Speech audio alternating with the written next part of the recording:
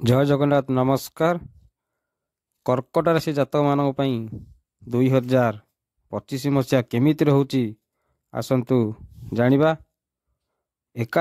ଏକାଦଶ ଭାବରେ ଗୁରୁ ବିରାଜମାନ କରି ଜାୟା ଭାବକୁ, ସନ୍ତାନ ଭାବକୁ, ବିକ୍ର ଭାବକୁ ପୂର୍ଣ୍ଣ ଦୃଷ୍ଟିରେ ଦେଖିବେ। ସନ୍ତାନ ସୁଖ ନିଶ୍ଚିତ ଭାବେ ମିଳିବ। ଶରୀର ସୁସ୍ଥ ରହିବ। ବହୁ ପୁରୁଣା ରୋଗ ମଧ୍ୟ ଭଲ ହୋଇଯିବ। ଜାଗା ଜମି, ଉଚ୍ଚସ୍ତରୀୟ ବାହନ ବା ଗାଡ଼ି ମଟର କିଣିପାରନ୍ତି। ଅବିବାହିକ ଯୁବକ ଏବଂ ଯୁବତୀମାନଙ୍କର ବିବାହ ପ୍ରସ୍ତାବ ସମାଧାନ ହୋଇଯିବ ଏବଂ ବିବାହ ସୁଯୋଗ ପାଇବେ। ନୂତନ ଗୃହାରମ୍ଭ, ନୂତନ ଯାତ୍ରା, ନୂତନ ବ୍ୟବସାୟ ଆରମ୍ଭ କରିପାରିବେ। ଆର୍ଥିକ ସ୍ଥିତି ପରିବର୍ତ୍ତନ ସହ ଭଲ ରହିବ। ବ୍ୟବସାୟ ମଧ୍ୟ ଭଲ ହେବ। ଧନ ସମ୍ପତ୍ତିର ଅଭାବ ଦେଖାଯିବ ନାହିଁ।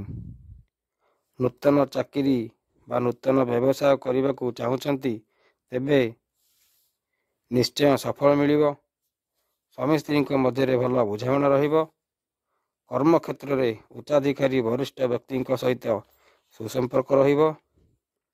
କର୍ମକ୍ଷେତ୍ରରେ ପଦୋନ୍ନତିର ସଫଳ ମିଳିବ।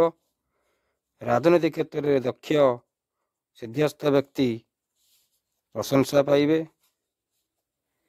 ପ୍ରତିଯୋଗୀ ପରୀକ୍ଷା ଯେଉଁମାନେ ଦେଉଛନ୍ତି 2025 ବର୍ଷଟି ଆପଣଙ୍କ ପାଇଁ ଅନୁକୂଳ ରହିବ।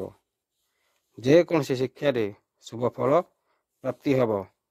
କିନ୍ତୁ ବର୍ଷ ଆରମ୍ଭରୁ ଶନି ନିଧନ ଭାବରେ ଏବଂ ରାହୁ ଭାଗ୍ୟ ଭାଗରେ ଥିବା ଯୋଗୁଁ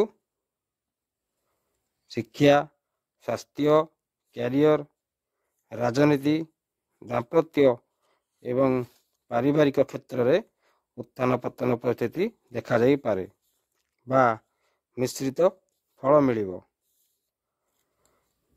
ସ୍ୱାସ୍ଥ୍ୟ ପ୍ରତି ସାବଧାନ ରହିବେ। ଭ୍ରମଣ ବେଳେ ସାବଧାନ ରହିବେ। ଅଯଥା ଖର୍ଚ୍ଚ ବଢ଼ିପାରେ। କର୍ମକ୍ଷେତ୍ରରେ ଗୁପ୍ତ ଶତ୍ରୁମାନେ ହଇରାଣ କରିବାକୁ ଚେଷ୍ଟା କରିବେ, କିନ୍ତୁ ନିଜର କଠିନ ପରିଶ୍ରମ ହେତୁ ପ୍ରଶଂସା ମିଳିବ। ଅଶୁଭତ୍ୱକୁ ଖଣ୍ଡନ କରିବା ଓ ଶୁଭତ୍ୱ ଲାଭ କରିବା ପାଇଁ ପ୍ରତ୍ୟେକ ଦିନ ମା, ବାପା, ଜେଜେମା, ଜେଜେବାପାଙ୍କୁ ପ୍ରଣାମ କରନ୍ତୁ। ଗୋମାତାକୁ କିଛି ଖାଇବାକୁ ଦିଅନ୍ତୁ।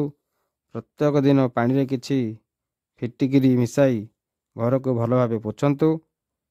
ସର୍ବଦା ଧଳା ରୁମାଲଟିଏ ପାଖରେ ରଖନ୍ତୁ।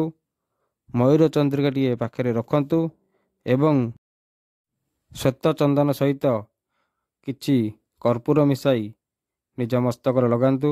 ଦେଖିବେ 2025 ମସିହା ଆପଣଙ୍କ ଜୀବନରେ ସୁଖମୟ ହେବ ଏବଂ ବହୁତ ଭଲ ଭାବରେ କଟିବ। ଜୟ ଜଗନ୍ନାଥ।